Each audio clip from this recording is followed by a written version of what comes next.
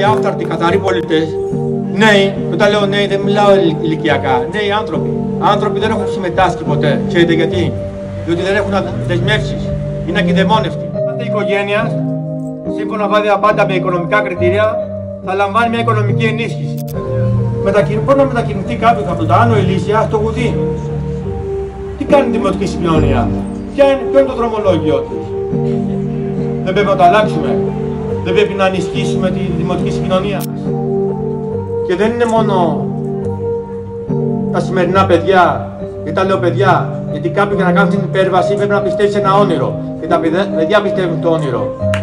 Ακόμα και οι μεγάλοι που στην προστάτειά μας και παιδιά. Υπάρχει επικοινωνιολόγος.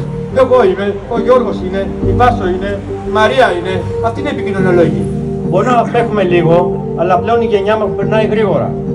Άλλες ανάγκες, άλλες φιλοσοφίες. Και αυτούς θα τους βάλουμε στο παιχνίδι. Θα δημιουργήσουμε δημοτικά συμβούλια νέων. Θα τους ακούμε. Θα ακούμε όλοι μαζί την Κυριακή. Από τον Ρώμο. Δεν θέλουμε απλή ψήφο. Θέλουμε στήριξη.